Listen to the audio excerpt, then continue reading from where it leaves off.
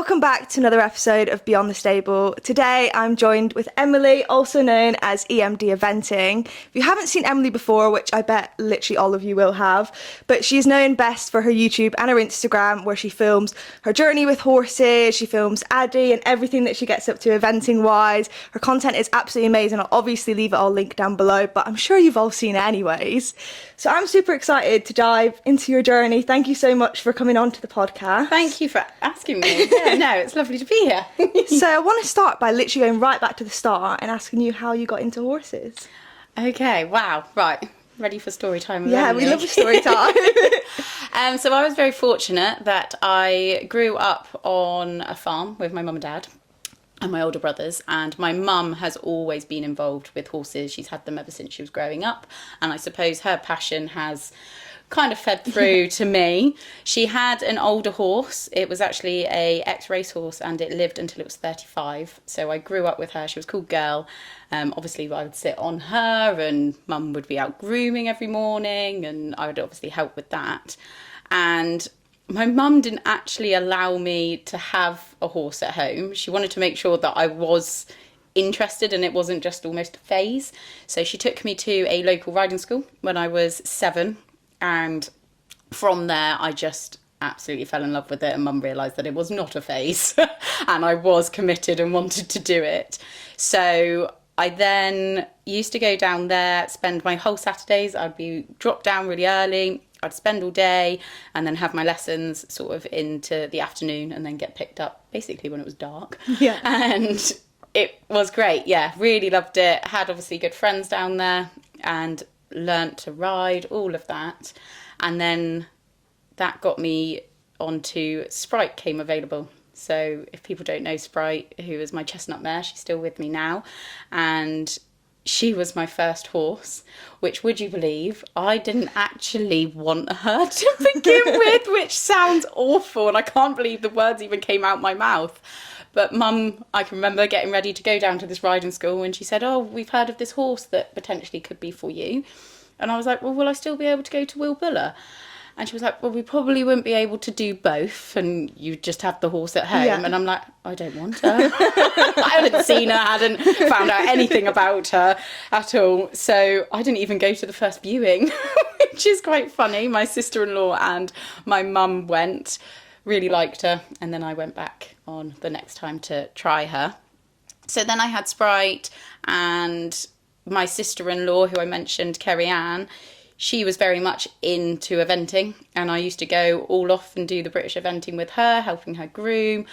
When I was an early teenager, I suppose, doing the stay away, staying in the trailer, all of that with her, and I really fell in love with it and realised this is what I want to be doing. And then I can remember coming home, having a look on the BE website, how can I join? And Mum, can I have this for Christmas presents and stuff like that? We didn't have a car or a trailer at that point, so how I was going to get to these things, I wasn't quite sure. I was like, I'll just hitch a ride with Kerry-Ann, it will be fine. And they were absolutely good as gold, actually, because Kerry-Ann's parents used to drive me around to all the local events. Then we finally got the trailer and the car, and then I started proper eventing with Sprite, and it all grew from there. Absolutely loved it. I don't think I entered my first British eventing event until 2015 or 2016. I can't quite remember. But Sprite went up there and won it.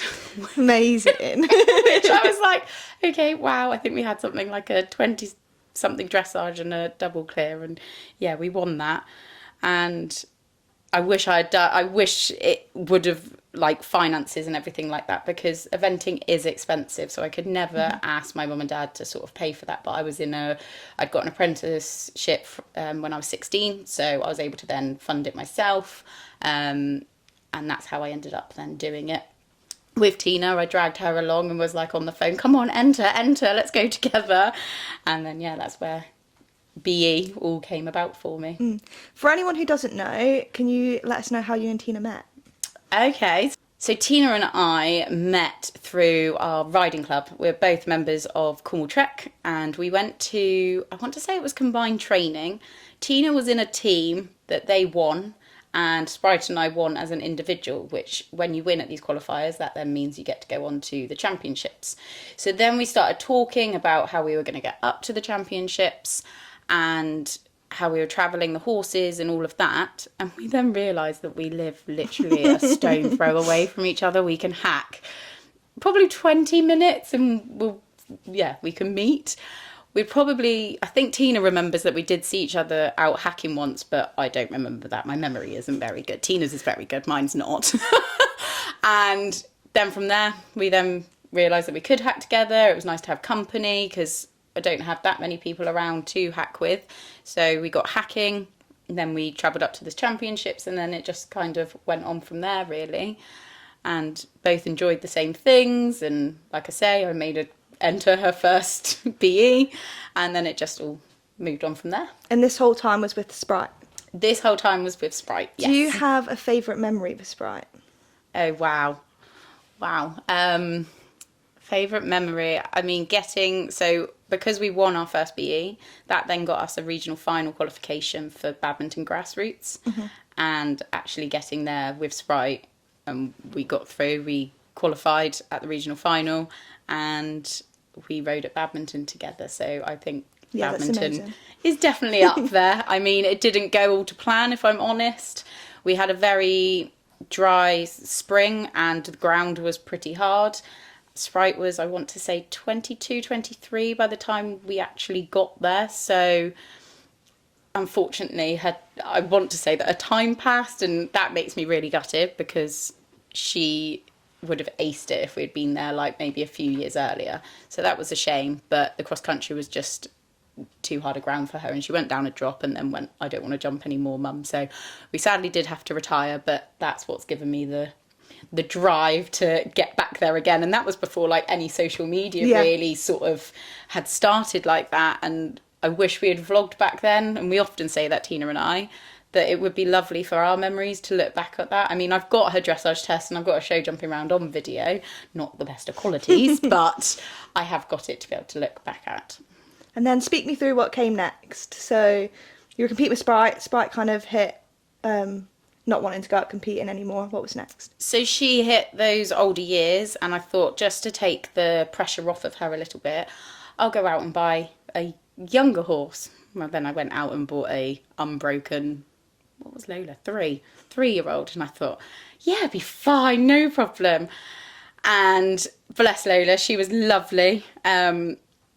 Again, it was the first horse that I looked at and I fell in love. I was like, yep, I want her. She was a beautiful bay mare, and I really wanted a bay mare, and brought her back. And then I broke her in. We did have quite a few troubles in the first early days. I think a little bit of my inexperience. I didn't know what really to expect. And then any bumps that we had in the road, I probably maybe didn't deal with them as well as what I could have. If like now I wouldn't, like now that I have maybe a little bit more knowledge, that I would perhaps do things differently.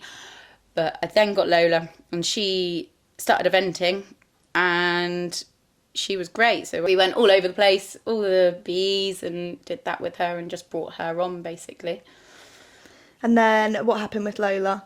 So Lola, bless her, wasn't the keenest of eventing. Oh, she did like eventing, sorry, that's probably not the nicest thing to say. She was fantastic on the ground, but she could be a little bit careless in the show jumping, and sometimes on the cross country she wasn't always the bravest. And when you're doing this eventing sport, it's like I mentioned, it's expensive. You are travelling a lot of miles, you're putting in a lot of hours, schooling, jumping, lessons, all of that. And I just felt, actually, am I making Lola do stuff that maybe she doesn't want to do? I want to do well, and I will say that, and just thought it perhaps isn't right. And I'll be honest, it took me a long, long time to come to that realisation. So I had Lola for 8 years, and I've never sold a horse before. I haven't done since, and it absolutely broke my heart. It was horrible. We went to Chillington, I think it was, and I suppose the thought had crossed my mind a couple of times, like, how long do you persist for? And we went to Chillington, and I had really worked hard for the regional final, and she had 5 poles down. It wasn't great. And I think it was after that I was like, okay, I think it is sadly time. And my trainer at the time also said, yes, he agrees, thinks it's time to move on. But it still took me probably about 4 months to actually advertise it, because I just couldn't do it, actually writing those words and posting it and all of that. And yeah, and especially with the world that we are in, with the social media, with YouTube and all, I am quite an oversharer, and actually trying to keep quiet about that because I didn't want to put it out everywhere. It was really difficult. It was really hard. But we then, made the decision. And then along came Addie. Let's speak about Addie. Where did we get Addie from? So Addie came from my trainer. It took me a little while. Once Lola went, I can remember my dad always asking, have you been looking for horses yet? Have you found one yet? Have you found one? And I'm like, no. Like, I just couldn't bring myself to look. It's really hard. Like, because I'll be honest, I would turn up down the yard and I'd see the empty stable and it would make me cry instantly. Or I've got a photo in my kitchen by my sink of me and Lola at the riding club champs, and honestly I still now when I look at it and I think, I do miss her, and I did love her obviously, and that would make me cry all the time. And I just wasn't ready to start looking up other horses just quite yet. So a little bit of time went on, and then I finally thought, right, ready to put the feelers out there. And I didn't really look around. It was just that I messaged my trainer and said, if you happen to hear of anything that you think would be suitable for me, please can you let me know? Well, he came back with a video and said, I've got the perfect one in the stable for you. And I'm like, oh, okay. And again, Emily goes out and buys the first horse she saw, which I put a lot of trust into Fred at that time. He was helping me a lot, like I said, with Lola. Helped me make the decision, and I did trust him with what he said. He had Addie in to break, so she had been with him probably about 10 to 12 weeks roughly, and I did go down multiple times. I saw her at different places, and rode her lots of times. Really thought hard about the decision. Yes, it might have been the first horse, but I didn't go jumping straight in. But I did really like her. And it is hard when you're looking for horses and you know that you want to perhaps go for a bit of a younger one. You've got to try and look at their potential. Mm-hmm. And I don't have the eye for that, should I say. Whereas, again, like I said, I had to put that trust into Fred. And he was like, she's brave, she's a bit bolshy, but you'll want that in a cross-country horse. And I've got to admit, he was right. She might be a bit of a pain on the ground at times. I mean, she's an awful lot better, but her cross-country feeling now is absolutely, I love it. Absolutely love it. It reminds me back to Sprite days. And we've actually just celebrated, it sounds like we're a married couple, doesn't it? But we've just celebrated 3 years together this weekend. And I've looked at like old footage and stuff, and she was so like weedy and like actually when I look at her and then I look at her now, she looks like a completely different horse, and you do have to have that eye. So yeah, putting my trust in Fred was definitely a good move. And you did a little post with like where she was at the start versus where she is now. Can you speak me how you got her from A to B, because you've made so much progress on her and it's absolutely amazing. Oh, thank you. Just lots of consistency, really. Something that I really found, and like I said, I learned, I suppose, from Lola, is a big thing was giving her breaks, allowing her time. She can be a little bit of anxious. When I say that she's like bold and brave out cross country, but she still does have that little bit of an anxious-y kind of side to her, and it's more that it's mental. And I just feel that giving her a break sometimes, physically, I don't think she'd need it, but mentally just allowing her just to big deep breath, go out, be a horse in a field, not worry about all the maybe different questions I'm asking her. That has really helped along the way. But like I say, just staying consistent. I didn't rush to get her out. Only, I think it was when she was 5, I just did a couple of 80s right at the end of the season. And then felt when she was then 6, I would then push on a little bit more. But I've always tried to only do things when she's felt ready to do things. And this year I feel that's paid me dividends. I feel like that's paid me dividends because, yeah, this season's been absolutely fantastic and I couldn't have asked for it to go any better. This episode is brought to you by Atlantic Harmony Equestrian, where clothes are more than just what you wear, they're how you express yourself. At Atlantic Harmony, we're not just another logo. We're building a community of equestrians who believe in connection, support, and making a difference.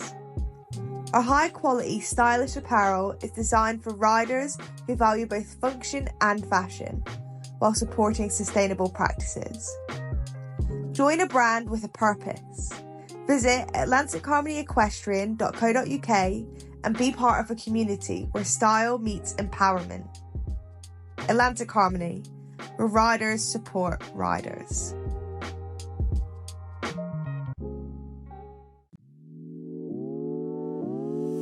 Can we speak about the eventing a bit more deeper? So can we speak about maybe some of the lowest points that you've had and also some of the highest? Okay, so I touched on one of my lowest, on Lola at the regional final. And then actually, I've spoken really highly about Addie, but she actually repeated that at the Bigton 3-day last year. And we entered the 90. She did fantastic on the cross country. We had a good dressage test and we were sat, I want to say, 9th. And I thought this could be it now. If we can pull off a clear, we might be going to Badminton. Well, the show jumping was on grass, and of course she was still young, and as I said about her head and being a little bit stressy, she warmed up really well on a surface, but we then had to go down into the grass arena where there's white fencing, and she thought it was steeplechase cross country again, and she just went into cross country mode, and I didn't have much control, and we had 5 poles down there, which at the time, I've got to admit, I was absolutely gutted, but I am a firm believer that everything happens for a reason. And actually, it's just not our time. She wouldn't have been ready in the next May to go and tackle Badminton. So I think it's worked out really well in the end. But it's just hard in that moment that you're like, oh. It was just like you were on such a high and then you just went down to such a low. Like, don't get me wrong, I didn't fall off or Addie didn't hurt herself. But I think when you want something so much, it's just that disappointment. Yeah. And yeah, so that was pretty gutting. When you have like a disappointing round like that, how are you resilient in the fact that you keep going and look on to the next thing? Do you have any advice for that? I think at the time you've got to just allow yourself to feel disappointed. Give yourself sort of a cut-off point of being like, okay, this week I can be a bit mopey, head in the sand, and yeah, that sucked and that. But then you've got to try and change that disappointment into drive, and then be like, well, no, actually, I know that she can go in there and jump a clear round, so we're going to go again. And you just got to sort of dust yourself off. You've allowed yourself to process, be disappointed. But then I kind of, and I suppose that's where I'm maybe I'm quite a strong person, that I would go, no, enough's enough now. Let's sort it out. Let's aim for the next thing. And then put something in your calendar to look towards. And then once you go around and you have a nice round, and it's hard like at Bigton because that was the end of the season, but I think we then went like arena eventing or something like that, just a bit more fun. I went in there with no expectations, but then I got that buzz again of being like, and this is why we do it, great, yep, and enjoyed it again. Do you have a favourite phase? Cross country. Why? Oh, like the adrenaline rush. It's just that adrenaline rush, the buzz. I love the challenge from it as well. And it is just the feeling of it afterwards. And you're like, oh, we just did that. And going across country and you're kicking on. And it's, yeah, I always say you get no points for style in cross country. And I feel that sometimes in dressage I might not look quite... My leg's not in the right position, and very much in the show jumping as well, and the poles can come down so easily, whereas cross country you're a bit more like grit and determination, and I'm like, yeah, that's kind of me. Would you have any tips for anyone who's wanting to get into BE? So I would do all the phases on their own first. Go out and do local dressage competitions, your show jumping, go and do some hunter trials, maybe do some combined training, so you're doing 2 phases, and then just work your way up. They've got great things now like Go BE80, so you can go and give it a go. So I'd highly recommend them. And also it's quite nice on that because nothing is recorded on your record. So if you are worried about that, if you have got a younger horse, or you're worried you don't want it, because some people just don't want other people to know, so they can go and look it up and things like that. So if you are one of those people, go and give a go B80. They've got go 90 as well, and I think they've got 100 as well. So you can go to whatever level you want to give a try and see how you get on, see if you enjoy it. Don't worry about if things don't go right. It's all part of the process. I often say to get all 3 phases to go right in one day is pretty rare, I want to say. There's always a blip somewhere along the line and you're like, oh, should have gone out wider on that turn, or we've broken from trot in our canter or something like that. So don't be too hard on yourself. Go give it a go. Enjoy it, and think how many people would love to be in your position as well. I think that's always really important to remember, is that there is always someone out there would love to be able to go and give it a go, and there's certain things that are holding them back that they might not be able to do it. Yeah, that's a really nice way to look at it. You have been working your way up the levels. How has that been going? Are we enjoying it? Do you ever get nervous as the jumps get bigger? 100%. I would say I definitely get more nervous as the coloured poles go up than the cross country, which is probably the wrong way round. But definitely feel more nervous. But I do feel that as you move up and you feel ready to move up, the sense of achievement you get from completing like 100 round to the 90 round, you really notice the difference. And I have got to be honest there that the hundreds that I've tackled this year, I finished and the buzz is so much, like the adrenaline was up, like we say, and I just felt so proud of both Addie and I that we'd done it. And then sometimes when you then go out and do a 90, and I mean 90 is huge to other people, so I completely get that, and there are still, obviously, I more worry at the lower now with Addie is that I'm going to mess something up. I'm not going to ride very well because my adrenaline's not up quite as much. I do ride well when I'm under pressure and on that challenge, I think. Addie might disagree, but but I just think that's then when you know you're ready to step up. And I've kind of mixed and matched a little bit this year. Obviously, we've had our regional final at 90. We had the riding club champs at 100, and then we went off and did the regional final. And actually, that was quite nice as well, being able to move her down a level after you've faced a bit more of a challenging track, to then bring it down, and for Addie and for me just to be like, okay, yeah, that was a challenge, now just have a nice easy fun sort of round and then step back up again. I found that really helpful. Yeah. When your confidence maybe does have a little blip, how do you deal with that? Get out there as much as you can, I think, and don't be afraid to step it back down. If you need to go back down a couple of levels, don't be worried about doing that. You'll soon, like as I say, once you do it, you'll then be like, oh yeah, that was all good, let's move up again. You'll feel that sense of it's ready to go up, I think. And I do, between the levels, sometimes you do feel like it's such a big jump, and I completely appreciate that. I've been there many a times. I just think just taking it a step back, take a pedal off the gas, make it nice and easy, and maybe back to being enjoyable, because having a confidence wobble is really horrible and hard to come through. I think mindset plays a lot in that. And also I think get out there and have your lessons, and remember that we do this as a hobby.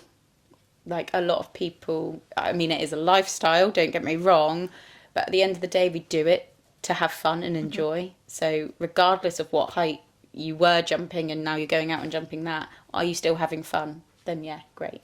Yeah. Have you ever had a big fall that has knocked your confidence significantly?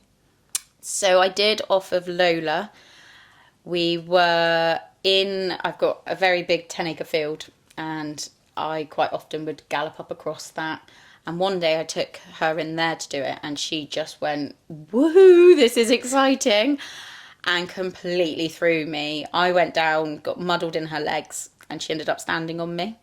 I was very fortunate. They thought that she had ruptured my spleen or something, but I was very, very, very lucky that she hadn't.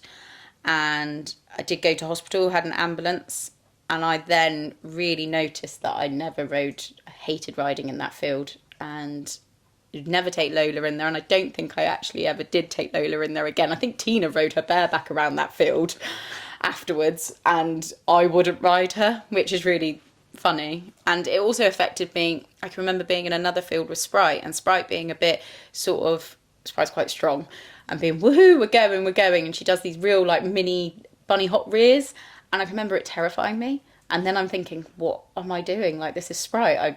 Sprite does everything. Like, I don't need to worry about Sprite. And then I realised how much it had actually knocked me.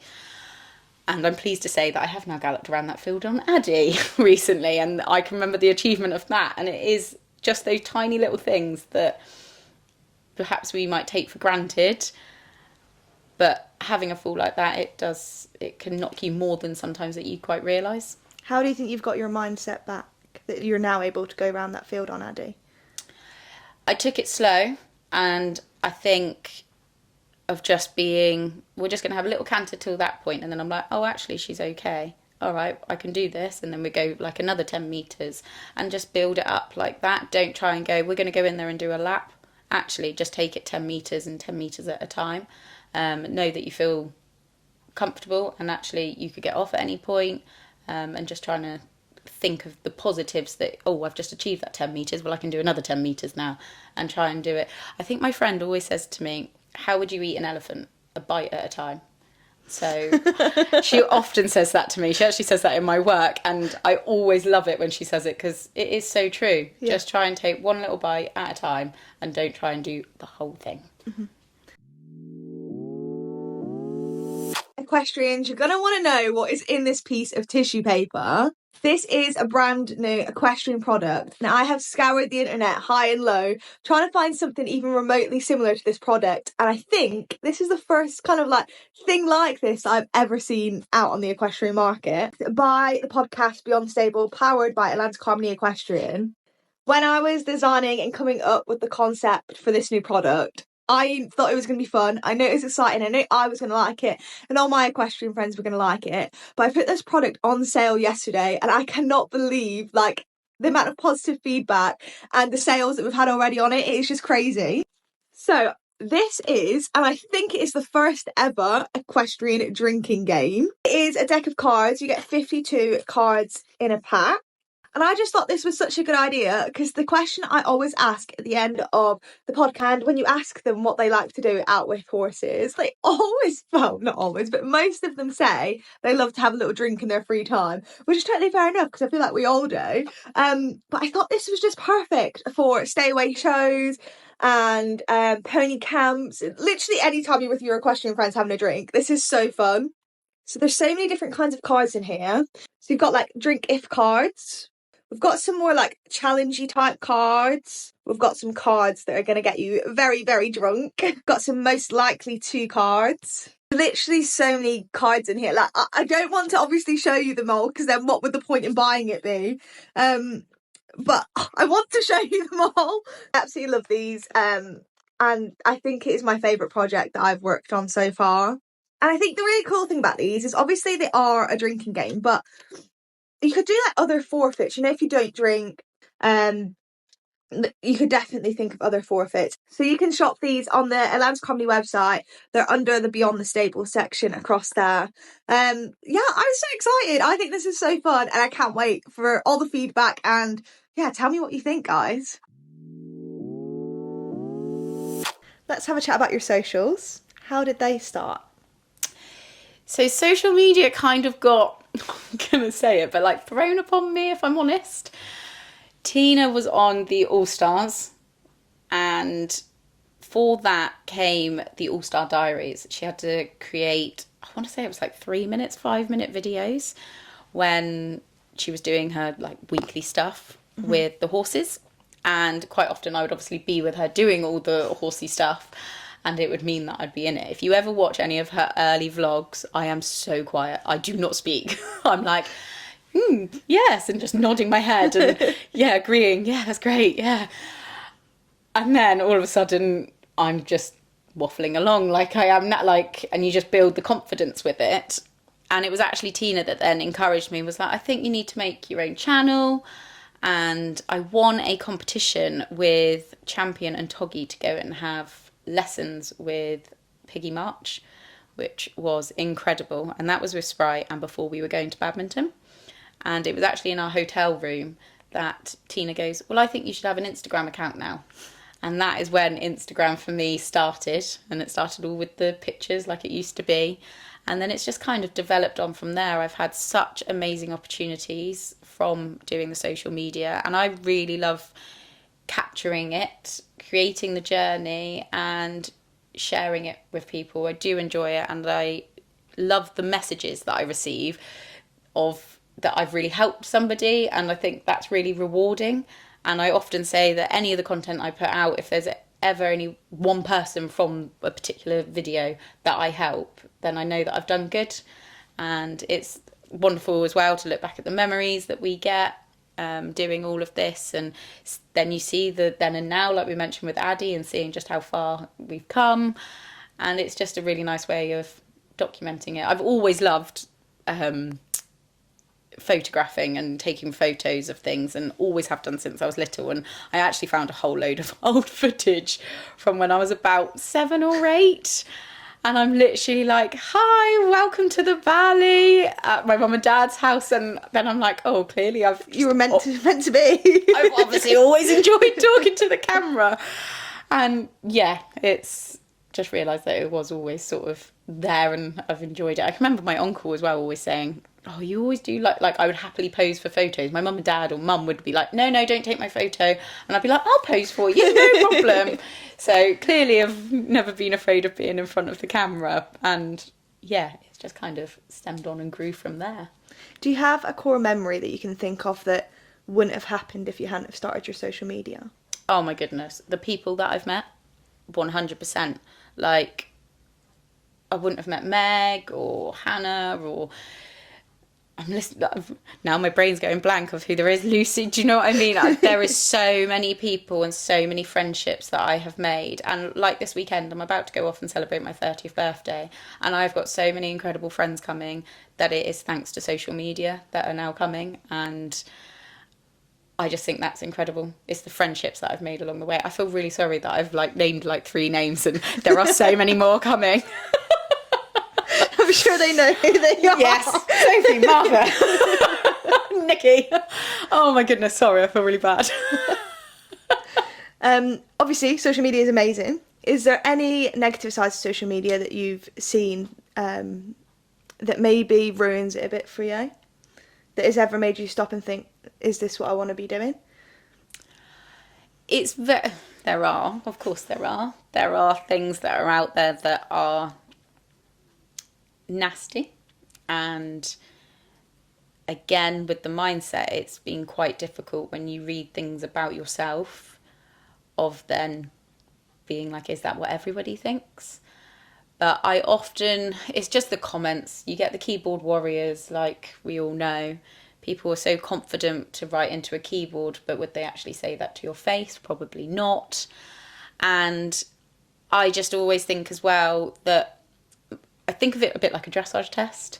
So you're aiming to get 10 out of 10 for each movement, but you don't get 10 out of 10. You'll get a 7 and an 8 or 6s or what have you. So your overall percentage. So when you come out and you've got a 72% test, you're over the moon. That's great. That's exactly what I wanted. That's fantastic. Well, that 18% could be those nasty comments, those keyboard warriors that are out there. You don't worry about them in a dressage test. So it's try to think of it like that and try and ignore them. Because you've got that 72% of people following you and writing lovely comments and messages to you. Like, I was so overwhelmed with the amount of good lucks I had this weekend for Bicton, and it is just so lovely. I've caught up on all of them now, and there's so many like, I hope you have fun, and it's just such a lovely community. Sorry, I've kind of spun your question around now, haven't I, Rob? That's fine. Yes, but it is hard, and you definitely have your low points. If you're having a bit of a low point yourself with certain things and then you read something about it, I find that really hard as well. And you're thinking, well, I think that, so, and then they're saying that. And I think that's the thing that I wouldn't say that it's probably stopped me from wanting to create, but it's definitely made me seriously, especially when Addie was a young horse. You had so many people with their opinions, and you should be doing this now, you should be doing that now, I wouldn't be allowing this. And it's really difficult. You've got to remember that you are with your horse. When it comes to the horsey community, I think you've got to remember that you are with your horse every day, and they're only seeing a snapshot. So you do need to remember what you're sharing is not always the whole picture, if you know what I mean. You know the horse, and what the people are seeing is 30 seconds of your day with that horse, and you've been riding it for half an hour, and they're commenting on a 30-second reel that you've put out. So yeah, you just got to try. And I suppose that was probably the hardest point, is when Addie was young.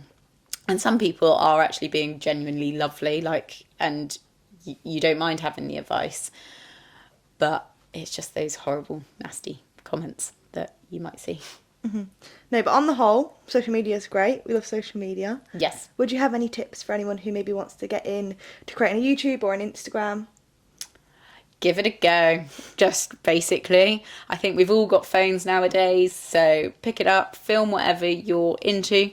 And if you are wanting to get into sort of the vlogging side of it, that can be quite daunting. And I actually had somebody message earlier asking, I want to start it, but I'm scared that people at college are going to be like making fun of me and all. And I was like, well, get them involved.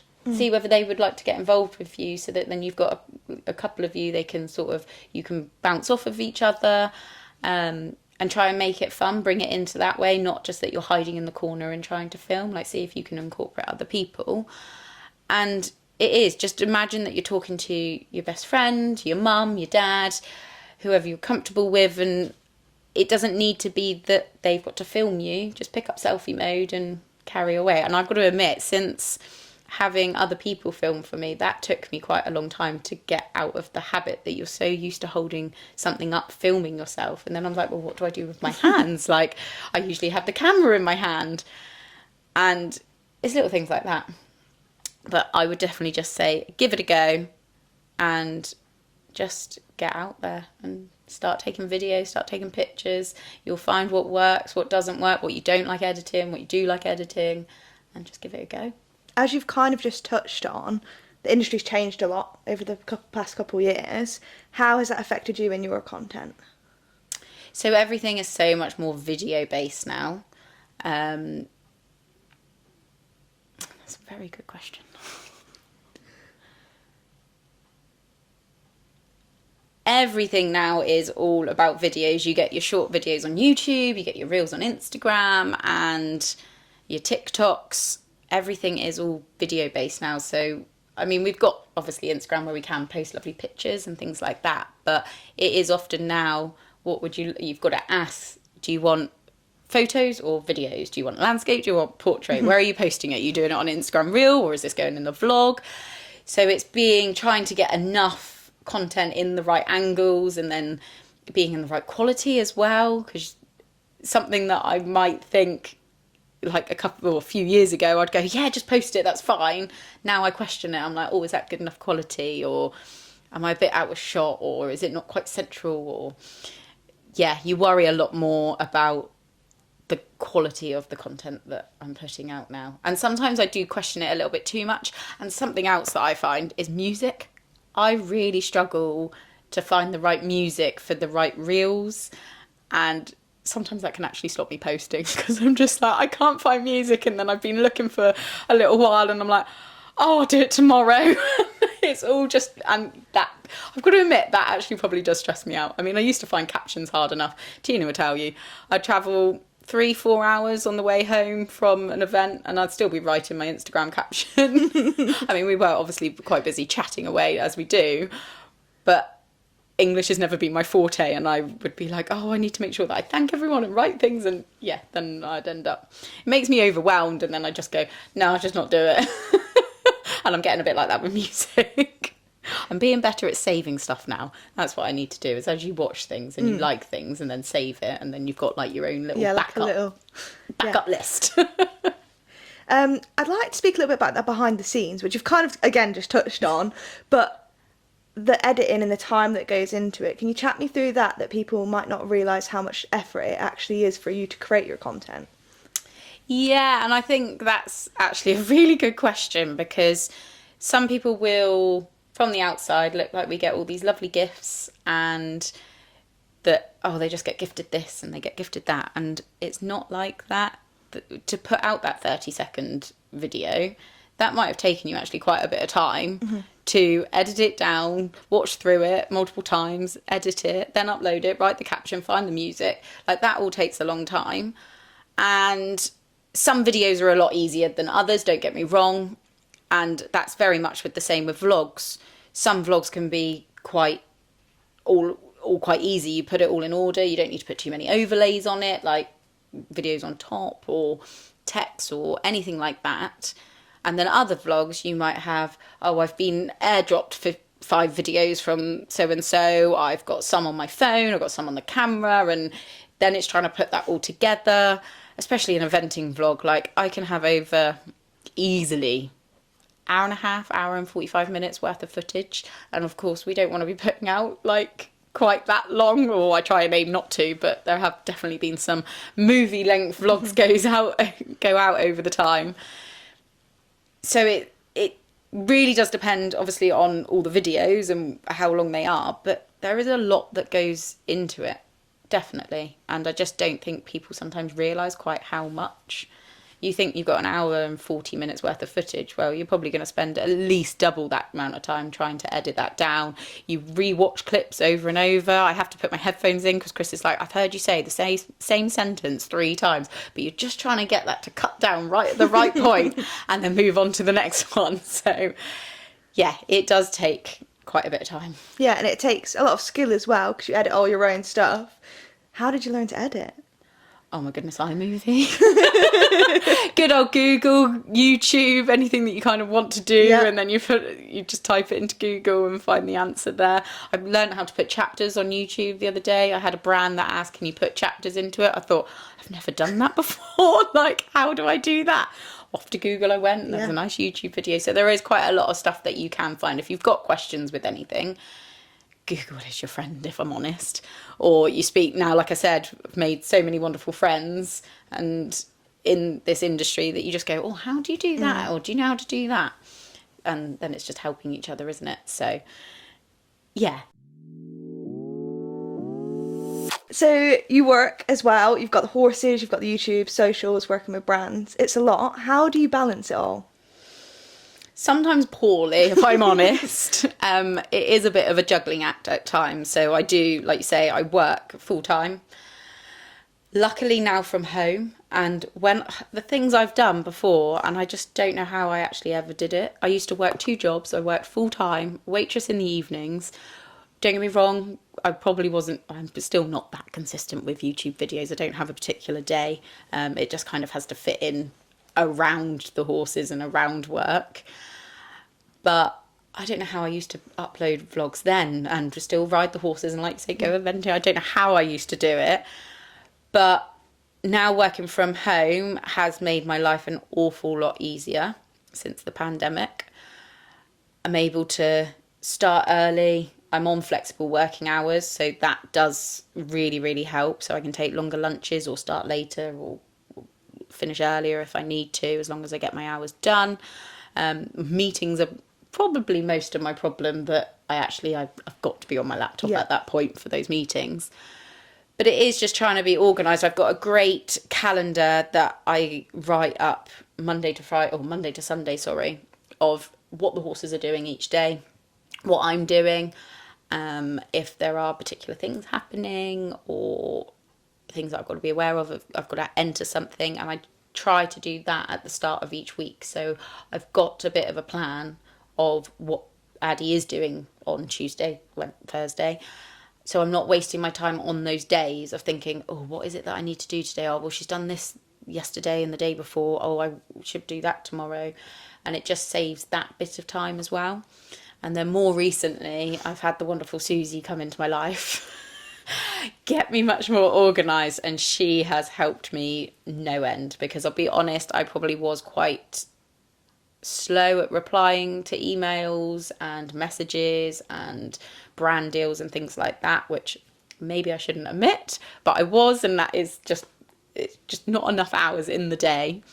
And I've always said that the horses side of things will always be my priority. Like, I want to make sure that I get schooling and jumping and my competitions.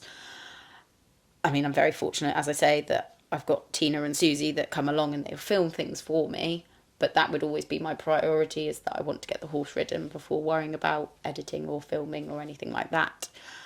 But since Susie's come in, it's made my life an awful lot easier. So she'll do the emails back, she'll phone me up, we'll have a quick 5-10 minute, and she'll go, yes to this, no to that, what do you want me to say to this? And then she basically puts that into words for me and sends it back. So she has been an absolute wonderful help over the last 18 months, making my life an awful lot easier. Yeah. What does a typical day in your life look like? Because you've got a lot on. Wow. Or if you want to do a week, because some people struggle with a day because every day's different. So yes, I mean, my typical day, it also depends as well, like summer and winter, if I'm honest. But say in the summer, I tend to work, I'll get up, I grab my work laptop and start work anytime between 6 or 7 in the morning. Mm-hmm. I'll be honest, I do stay in bed for that first hour. I'll grab a cup of coffee, open the laptop, and I'll work from bed. Chris then goes off to work about 7:30ish. And then that's sort of in the time, like in the winter, that I would then be going and putting the horses out if they're in, or going down and taking rugs off when it's that sort of time. That's sort of my cut-off point of being like, right, Chris has gone to work now, Emily, get yourself up. Then I just work really throughout the morning. I'll sit at my desk. Like I say, I have meetings, but of course meetings vary all week. And then I will have lunch. Again, random, but some days it could be that I'll have a longer lunch if I've got to go film a video. Or in winter now, I'm probably going to be more likely riding maybe at lunchtime or first thing in the morning. Then I come back and I work a bit longer. And then in the evenings in the summer, it could be then that I'm riding, or I'm going off to a sand school to do some schooling, jumping. And in the winter at the minute, I am finding that I'm going down, bring the horses in. I might be coming back, and whilst it's dark, I'm working. I've got to be careful with my work that obviously I'm like in a support team. So I've got users that are using the systems throughout the day that I need to be available for them, obviously, if they have any issues with the system. But I need to also think about the daylight hours for me. So I try to, it's the juggling act of that really, and all depending on what the horses are doing, whether they're just going for a hack or going schooling or something like that, depending when the school's free. I have got a great school up the road from me that has got wonderful floodlights, so the last couple of Wednesdays I've been using that and going up, so then I know that work is done, because sometimes I'll go down there and I'm just constantly clock watching and I'm like, oh, I've got to get back for this, or I've got this meeting starting at then, and then I'm racing home and I'll get on the meeting and I'm all flustered and I'm red and I'm like, I'm sorry, I'm just, yeah, I quite often run late. Or I'm messaging on my phone. I've got Teams, which is a good thing or bad thing, but we use Teams at work, and I'll be like, just going to be 5 minutes, and that's my 5 minutes to drive home. I'm very lucky that I work so close to the horses. I'm very lucky that I live so close to the horses, so I can scoot between, but there has been known meetings that I've had the laptop down there, I tether off of my phone, and I'm at the horses, and I might be on a meeting, and I've just got to be careful with the horse clip-clop sound in the background. And I'm like, I know the mics are good at compressing the sound, but I don't know how good they are. On the topic of work, we put a question box up on Instagram, and quite a frequently asked question was, would you like the influencing to be your full time? Okay. It's very difficult. I'm going to be honest. I'm trying to think, how can I go politely saying no if I...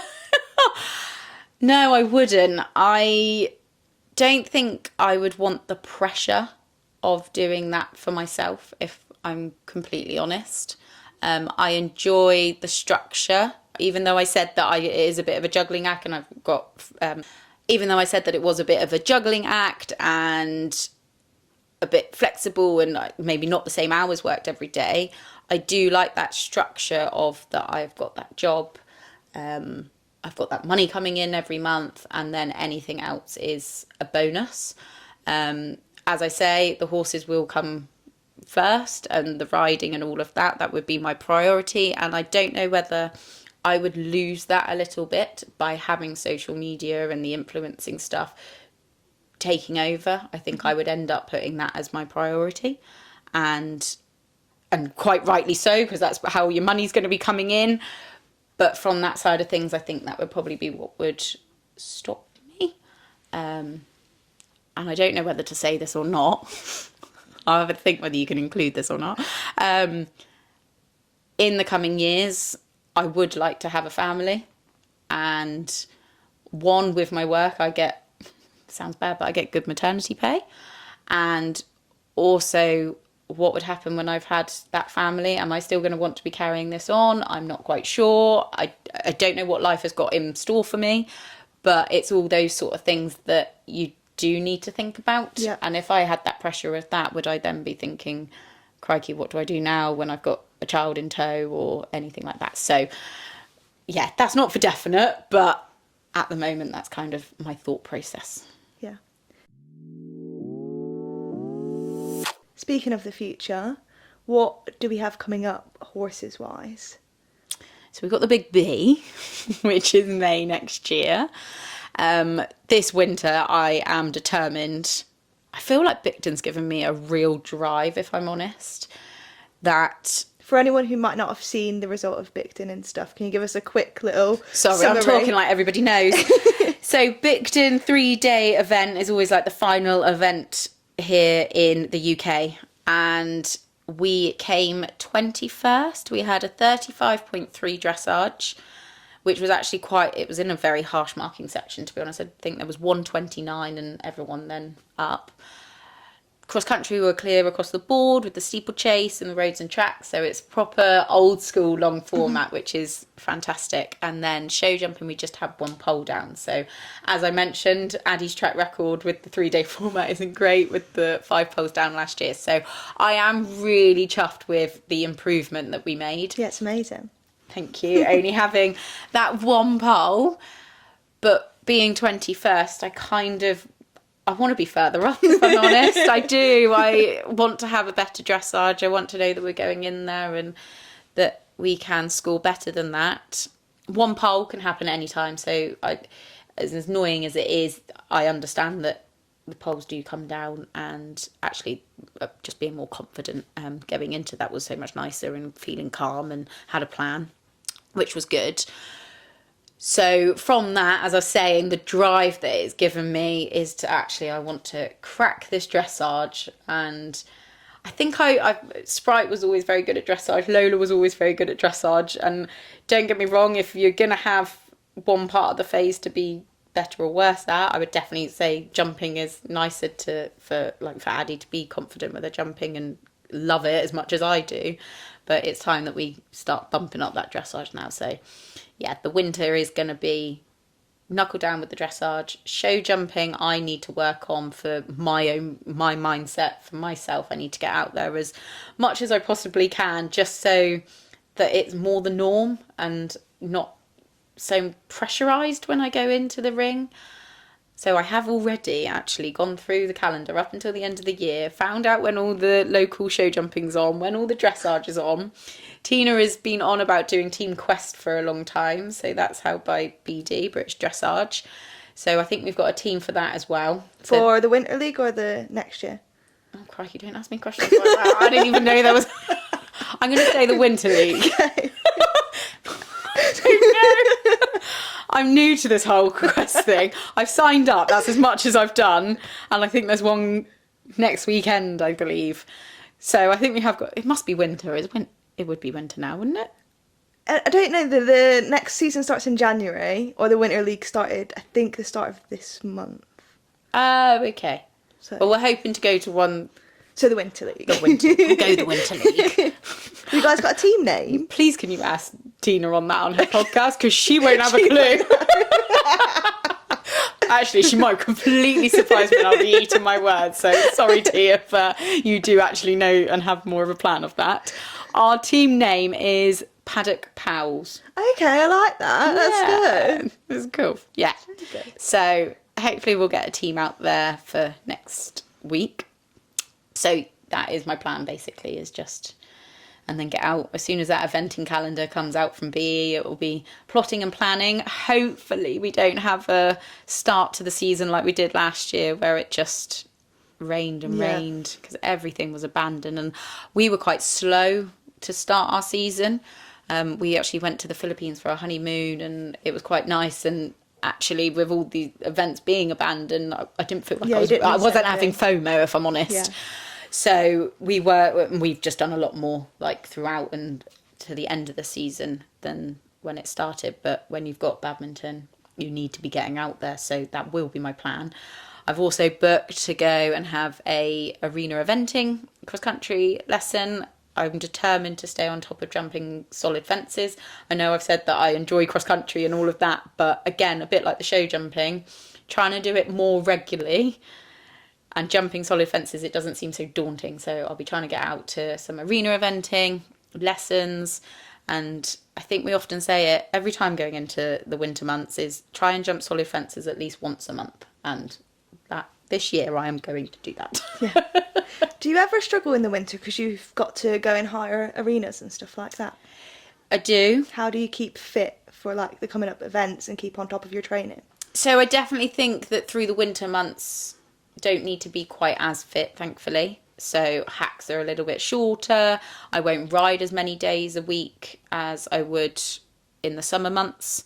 Like I said, I've got a lovely school that's just up the road. I do need to drive there, but it is literally like a 10-minute, 5-minute drive. They've got amazing floodlights, lovely set of jumps, so I will be utilising that this winter for sure. Again, it's outside, so it'll be a little bit weather dependent, but I have got access to some lovely schools around me that I'm able to go down. So like I say, it'll just be weather dependent, and sort of when I start my week and when I think I need to, when we've got competitions we've got coming up, whether I need to ride through some dressage tests or get out for lessons. So it's just a bit of a mix match really, but I wouldn't say that the intensity is there as it is in the summer months. And then future plans for social media. Have you got anything coming up social media wise? So coming up, we're obviously in those winter months, and that means Christmas and vlogmas. I'll be honest, I did it last year and aimed to get 12 videos out, and it was an awful lot. I mean, again, probably because I was not organised enough, but this year I'm going to take the pressure off, and I'm just going to do 4 vlogmas videos, and then any other videos that I have around that time of any lessons or what I'm doing, then I won't feel like the pressure is there to get that out to be a vlogmas video, but I can still just post it. So not to say that there won't be more videos coming out in December, but just having that vlogmas theme that I can really make sure that they are good vlogmas videos and not rushed, and just trying to get them out there. So yeah, got some fab brands that we'll be working with and giveaways, and yeah. Super exciting. Yeah. Hopefully it all comes together. I always ask all my guests this. I want to know what you do beyond the stable. This podcast is called Beyond the Stable. So what do you do out with horses? Not an awful lot. I mean, over the years I've played hockey, and I did really enjoy that, but I just found, again, the horses took over more, and matches being away, it just clashed too much, and I was like, no, I'd rather do the horses than that. But I did really love that. I do enjoy fitness. I'll be honest, I've kind of gotten out of the habit recently, just with life being quite so manic, but I do love going for runs. I take my little Cocker Spaniel Nala with me, and yeah, I've run down probably all the paths that I should and all the bridleways that I know around, and they're always so muddy. We come back absolutely caked. But yeah, trail running I probably would say is definitely up there, and keeping fit. And just walking Nala, really. I enjoy doing that. Hopefully we'll have a bit more time coming up, because weekends have been very full on recently. We're actually about to go off onto the edge of Exmoor this weekend for my 30th, and Nala is coming along, and in the itinerary is that we're going to go for some nice walks up there, so I'm really looking forward to that. So yeah, walking with Chris I'd probably say is what I like doing, but other than that, I sound a really boring person, don't I? Do you think the fitness side of things helps with your eventing? 100%. absolutely. I really noticed when Addie was young and we weren't out eventing as much as what I had been for the previous years with Lola and Sprite. I really noticed that I wasn't doing that cross-country runs. So I've got a watch on now, and at Bicton, I think every day my move goal was double what it would, like, it was 200%. And it just shows. And I love tracking, like, my heart rate. I'm a bit of a geek like that. I love seeing what my heart rate goes up to on a run or when I'm riding.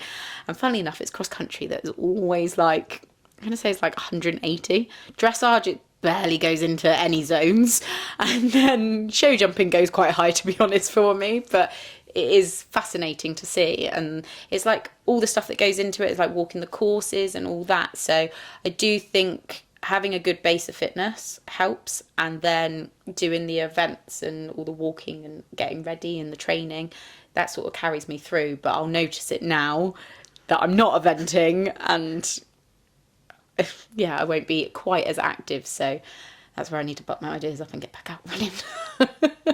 My final question for you is there any guests that you think would be good guests for me to get on? Anyone interesting that you think I should speak to? Oh, that's a very good question. So this weekend, I know I keep talking about Bicton a lot, but I suppose it's because it's only just happened. But I met a couple, or I've got quite a few lovely, lovely girls that I'd heard of and sort of you see through social media, but I'd never met. But they are literally incredible. So I'm going to say Ella Horses. I don't know if you know that name. I'm sure I will have seen. I'm better with faces. I'm rubbish with names. I'm sure I've seen them. Ella Horses is her Instagram, and she lives in Wales. So she travelled quite far. They're almost like at the different points, us down in Cornwall with all the travelling. And she was there with a couple of friends. But it was just so lovely, and yeah, I would highly recommend. I'd love to hear her on this podcast. Amazing. I'd love to learn more about her, because over the weekend I didn't learn that much about her, if you get what I mean. But I would love to learn more, so I'd love for you to chat to her so then I can listen in. No, that sounds good. I'll definitely go and check her out. Well, thank you so much for coming on. Thank you very much for having me. Amazing, thank you.